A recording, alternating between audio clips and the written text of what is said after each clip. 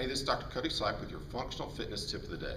My tip for today is ditch the typical cardio. That's right, ditch your typical cardio routine. Now, before you turn me off, hear me out, okay?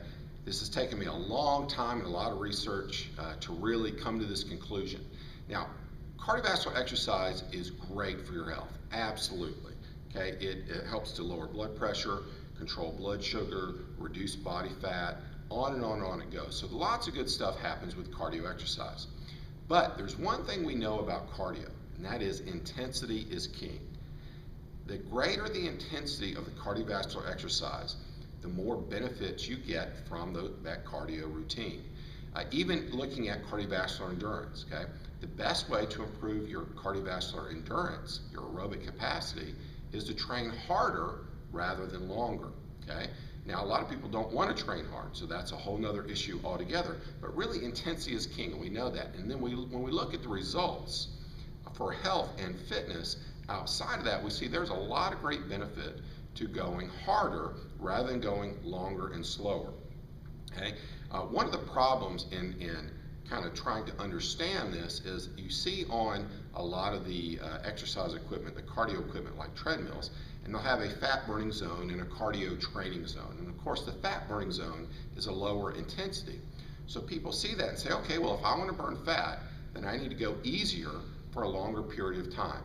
And the studies show that is absolutely not the case. What happens when you go really, really hard during a cardiovascular exercise routine, you do utilize a lot more carbs than fat. Okay, you rely on those carbohydrates, that muscle glucose, for fuel rather than for fat.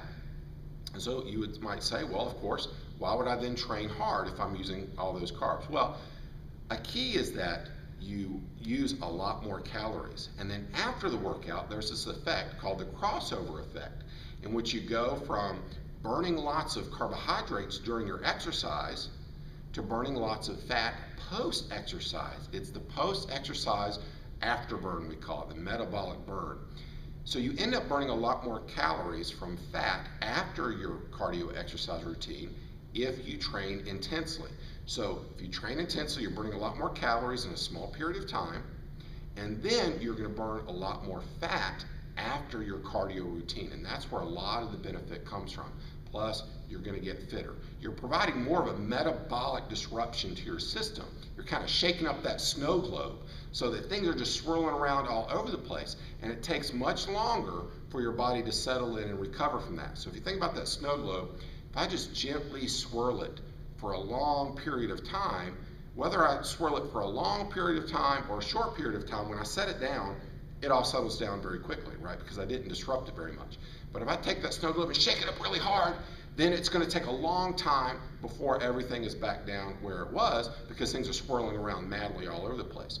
And that's similar to what happens with your metabolic system, okay, when you work out more intensely. So skip that long, slow, traditional, and frankly boring cardio routine and try out a more intense interval training routine. Okay, so there are a lot of different routines that you can use for this, and a lot of different methods. I won't go into the details right now on them. You can kind of look some of them up, but I will tell you, high intensity interval training, that's the way to go.